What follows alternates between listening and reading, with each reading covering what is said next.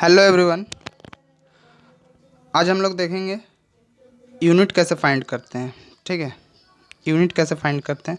बहुत लोग क्या होता है कि इसको रट के जाते हैं, जैसे कि लाइक एक्सेलरेशन का यूनिट क्या होता है, तो एक्सेलरेशन का unit metre per second square होता है, तो इसको रट देते हैं। ठीक है, रटने से चीज़ याद तो रहेगी नहीं। ठीक है, आप कितना रटोगे, आप चीज़ को सीखो कैसे यूनिट फाइंड किया जाता है। ठीक है, कैसे यूनिट्स फाइंड किया जाता है।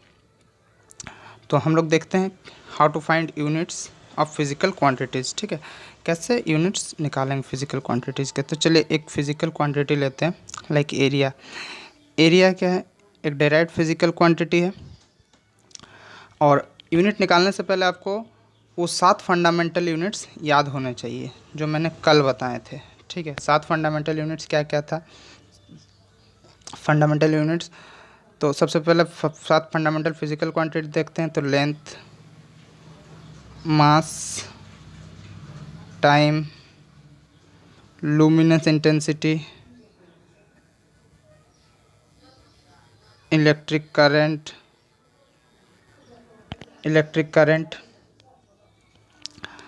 Temperature, amount of substance. ठीक है, तो लेंथ को किससे मेजर कर रहे थे, तो मीटर से, मास को केजी से, टाइम को सेकंड से, लुमिनस इंटेंसिटी को कैंडेला से, इलेक्ट्रिक करंट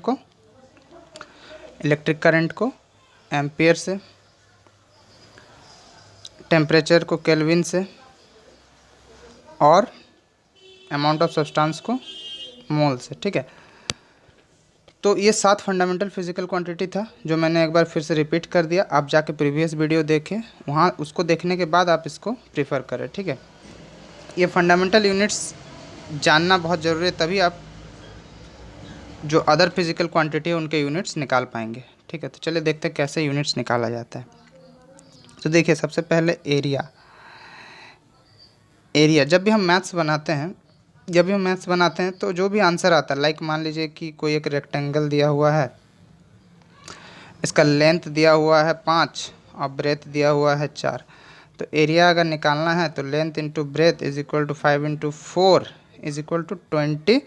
20 के बाद यहाँ 5 मीटर दिया है लाइक, और यहाँ ये 5 मीटर, ये 4 मीटर। ठीक है, तो 20 मीटर स्क्वायर लिखते हैं। तो ये मीटर स्क्वायर ही क्यों लिखते हैं, हम मीटर क्यूब क्यों नहीं लिखते हैं। ठीक है, या हम केजी क्यों नहीं लिखते हैं। 20 केजी एरिया निकालना है, तो जब भी एरिया निकाला जाता है तो देखिएगा 20 मीटर स्क्वायर लिखा जाता है, मतलब लास्ट में सेंटीमीटर स्क्वायर या मीटर स्क्वायर जो भी रहता है उसमें स्क्वायर लगाते हैं। इसका रीज़न ये है कि एरिया का यूनिट क्या होता है, तो एरिया इक्वल टू क्या होता है, लेंथ इंटू ब्रेथ। एरिया का यूनिट होता है लेंथ इंटू ब्रेथ। तो लेंथ को किससे मेज़र करेंगे, लेंथ का फंडामेंटल यूनिट मीटर, और ब्रेथ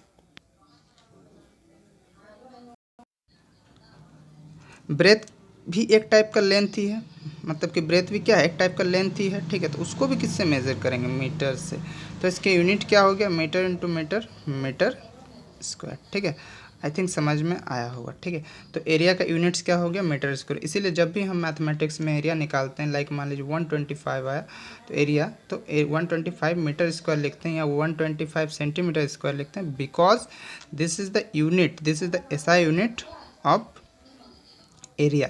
और इसी का सीजीएस यूनिट क्या हो जाएगा, तो इसी का सीजीएस यूनिट में हम लेंथ को किससे मापते थे, सेंटीमीटर से, और ब्रेथ को भी किससे मापेंगे, सेंटीमीटर से ही मापेंगे। तो क्या हो जाएगा इसका सीजीएस यूनिट, सेंटीमीटर स्क्वायर। ठीक है, तो ये सीजीएस यूनिट हो गया और ये ऐसा यूनिट हो गया। ठीक है, तो निकालेंगे कैसे। निकालने से क्या है कि आपको रटना नहीं पड़ेगा चीज़ों को, आसानी से आप वो 7 फंडामेंटल फिजिकल क्वांटिटी के यूनिट्स अगर लर्न है तो आप किसी चीज़ के भी यूनिट्स फाइंड कर सकते हैं।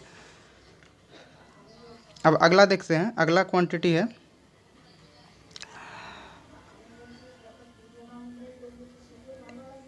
अगला वॉल्यूम लेते हैं। ठीक है, वॉल्यूम का फॉर्मूला क्या होता है, तो volume equals to length into breadth into height. ठीक है, तो लेंथ को किससे मेज़र करेंगे, मीटर से, ब्रेथ को भी किससे मेज़र करेंगे, तो मीटर से, और हाइट ये भी एक टाइप का लेंथ ही है। ठीक है, तो इसको भी मीटर से, तो ये इसका मतलब metre cube, this is the unit of volume. ठीक है, ये वॉल्यूम का यूनिट है मीटर क्यूब, इसलिए जब हम वॉल्यूम निकालते हैं तो लाइक मान लीजिए 30 वॉल्यूम है तो 30 मीटर क्यूब, ना कि स्क्वायर लिखेंगे, स्क्वायर होने से ये एरिया हो जाएगा और 30 जहाँ मीटर क्यूब रहता है वहाँ क्या, वो वॉल्यूम होता है। तो वॉल्यूम का यूनिट क्या हो गया, मीटर क्यूब, और सीजीएस यूनिट सेंटीमीटर क्यूब। कैसे निकालना आप खुद निकालिए तब सीखिएगा, हम तो बता देने से तो ये हो गया वॉल्यूम का यूनिट, ठीक है।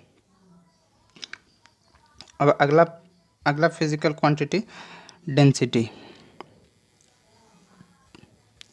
इसको हिंदी में घनत्व तो बोलते हैं। इसका क्या होता है formula, mass per unit volume, there means mass by volume. तो आपने देखा था कि मास को किससे मेजर कर रहे थे, फंडामेंटल यूनिट क्या है तो केजी, और वॉल्यूम, वॉल्यूम का अगर आपको याद है तो ठीक, नहीं तो निकाल लीजिए, क्या दिक्कत है। मीटर क्यूब, इसको भी एम से, इसको भी एम से, और इसको भी एम से, अब बस इस मीटर क्यूब को यहाँ पुट कर दीजिए, हो गया।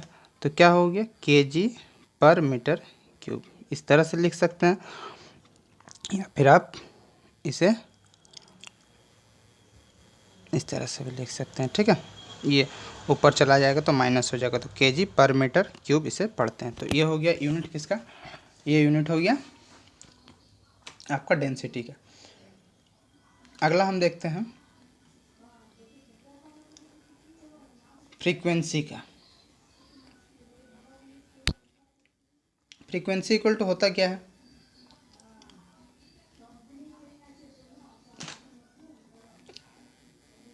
Frequency QUENCY, frequency 1 by time period, 1 by time period, ठीक है। ये फ्रीक्वेंसी का फॉर्मूला है। तो 1 by time period means 1 by time period, मतलब टाइम पीरियड हो या कुछ भी हो, टाइम है, एक तरह से टाइम ही है। तो वो क्या हो गया, टाइम को सेकंड से मेजर करते हैं, दे मीन्स पर सेकंड। इसको पढ़ते कैसे हैं, तो पर सेकंड, ठीक है। इसको लिखेंगे इस तरह से, सेकंड इनवर्स, ठीक है, सेकंड इनवर्स या पर सेकंड, मतलब सेकंड का पावर -1, ठीक है, सेकंड का पावर -1, ठीक है। तो ये हो गया फ्रीक्वेंसी का यूनिट। अब इसके अगला है, हम देखते हैं स्पीड। स्पीड इक्वल टू क्या होता है, distance by time, distance by time, that means distance sorry for this, distance, distance क्या एक टाइप का लेंथ ही है, ठीक है। डिस्टेंस क्या एक टाइप का लेंथ है, और टाइम, तो लेंथ को किससे मेज़र करेंगे, मीटर से। डिस्टेंस एक प्रकार का लेंथ ही है, ठीक है, लंबाई है, एक तरह से देखा जाए तो दूरी एक तरह का लंबाई है, और टाइम क्या है किससे, सेकंड। तो इसका यूनिट क्या हो जाएगा, मीटर पर सेकंड, या तो फिर आप इसे ऐसे लिखिए, metre per second. Same thing velocity को अगर देखेंगे, वेलोसिटी का, तो वेलोसिटी का क्या हो जाएगा, वही होगा वेलोसिटी का जो स्पीड का यूनिट था, बस यहाँ क्या है, डिस्प्लेसमेंट बाय टाइम। वेलोसिटी और स्पीड में क्या डिफरेंस है, तो वेलोसिटी एक वेक्टर क्वांटिटी है, वेलोसिटी एक वेक्टर क्वांटिटी है, और स्पीड क्या था, स्पीड एक स्केलर क्वांटिटी, ये मैंने पिछले वीडियो में बताया था, ठीक है।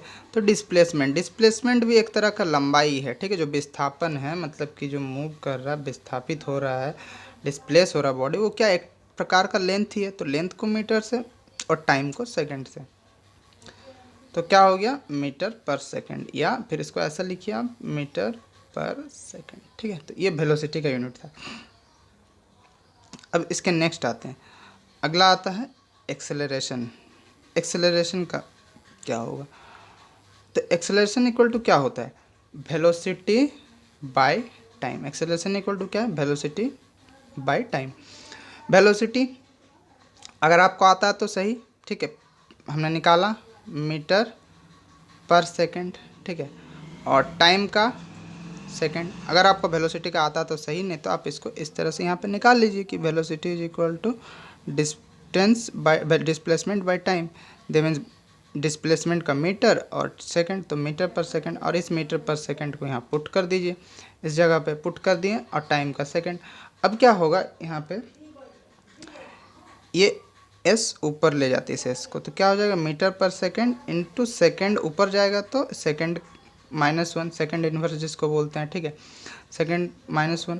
अब क्या है, इसको कैसे लिखेंगे, तो ये हो जाएगा बेस सेम होगा तो पावर्स आपस में क्या हो जाएगा, ऐड हो जाएगा, तो ये हो गया मीटर पर सेकंड स्क्वायर। तो एक्सेलरेशन का मैंने बोला था रटने का कोई ज़रूरत नहीं, आप निकालने सीखिए इसको, ठीक है, कॉपी पेन लीजिए और प्रैक्टिस कीजिए इसको बैठे बैठे, ठीक है। तो एक्सेलरेशन का क्या हो गया, तो एक्सेलरेशन का हो गया वेलोसिटी बाई टाइम, वेलोसिटी का मीटर पर सेकंड, और उसके बाद यहाँ पे सेकंड, तो यहाँ पे क्या था metre per second into second inverse, ठीक है।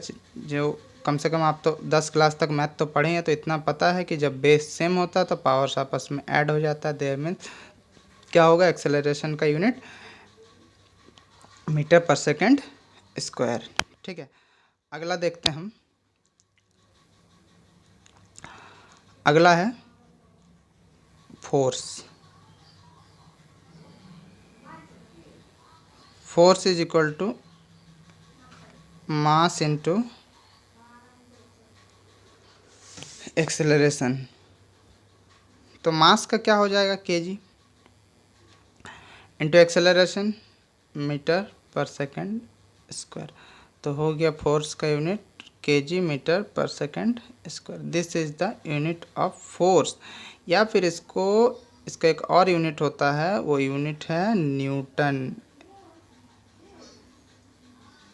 न्यूटन, ठीक है, न्यूटन, ठीक है।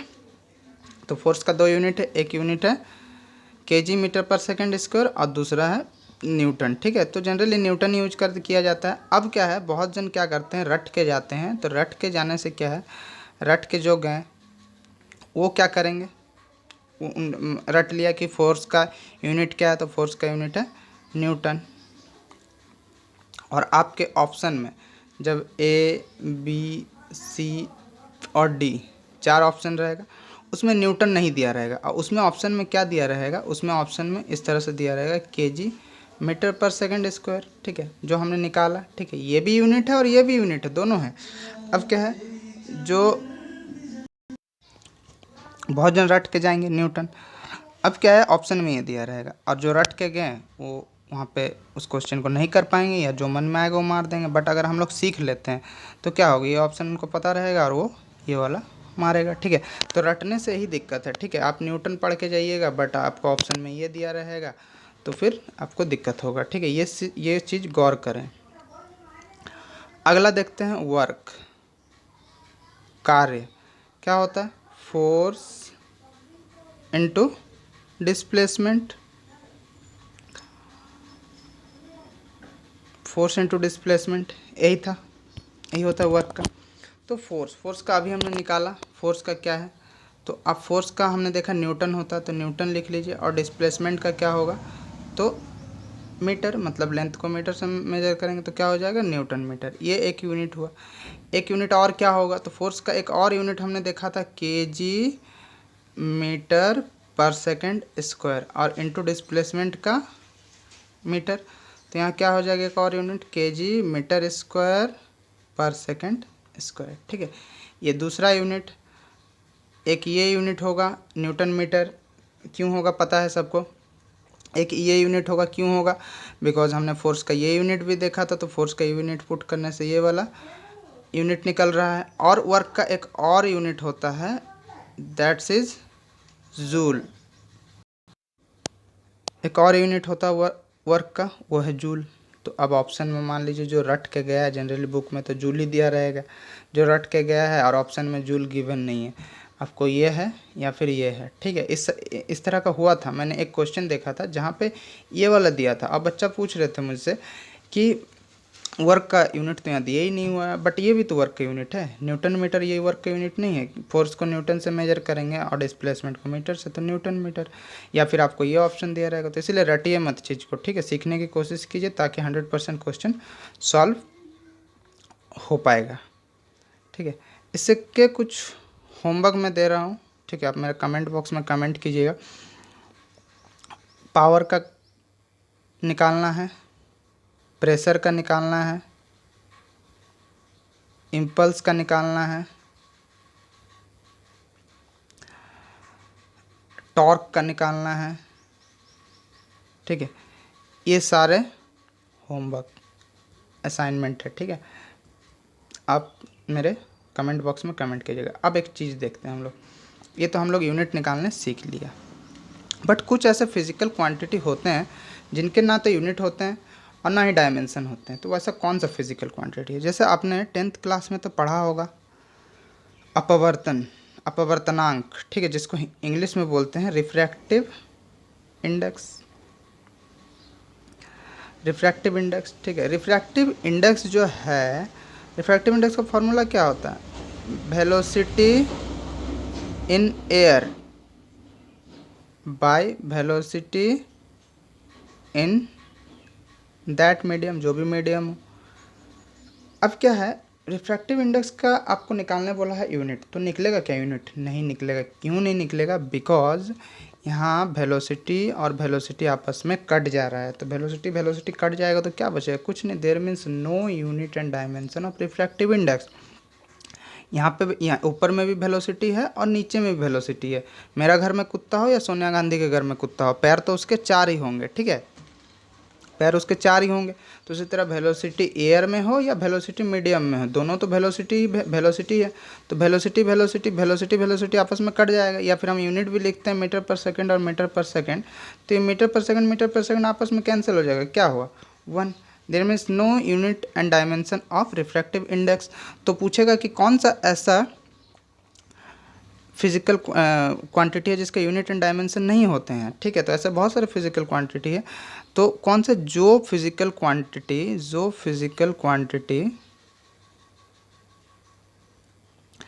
प्योर रेशियो में होते हैं, ठीक है, प्योर रेशियो में होते हैं, उनका यूनिट एंड डायमेंशन नहीं होता है, ठीक है। जो भी फिजिकल क्वांटिटी प्योर रेशियो में होते हैं उनका फिजिकल क्वांटिटी नहीं होता। जैसे कि ये प्योर रेशियो है, ऊपर भी वेलोसिटी और नीचे भी वेलोसिटी, प्योर रेशियो, कट के 1 आ जाएगा, तो फिर कैसे इसके यूनिट एंड डायमेंशन फाइंड करेंगे? इसीलिए उस टाइप के फिजिकल क्वांटिटी जो प्योर रेशियो में होते हैं उनका यूनिट एंड डायमेंशन नहीं होता है। जैसे कि स्ट्रेन आगे क्या देखेंगे, इनका फॉर्मूला होता है change in dimension by original dimension. जो भी है ऊपर नीचे डायमेंशन कट जाएगा। There means no unit of strain, ठीक है। इसका ये भी एक प्योर रेशियो। तो समझ में आया? अगर क्वेश्चन पूछा जाए कि ऐसा कौन सा फिजिकल क्वांटिटी होता है जिसका कोई यूनिट एंड डायमेंशन नहीं होता है, तो जो प्योर रेशियो होता है, प्योर रेशियो, उसके कोई यूनिट एंड डायमेंशन नहीं होता है। आई थिंक ये चीज़ समझ में आया होगा। रटना नहीं है चीज़ को। जैसे रिफ्रैक्टिव इंडेक्स का यूनिट नहीं होता है, या फिर आपको ऑप्शन में 1 दिया रहेगा, ठीक है, तो 1 नहीं लिखना है। देयर है refractive index has no unit and dimension. I think ये समझ में आया होगा। इसके नेक्स्ट हम लोग देखेंगे how to find dimension. Dimension क्या है, ठीक है, डायमेंशन देखना है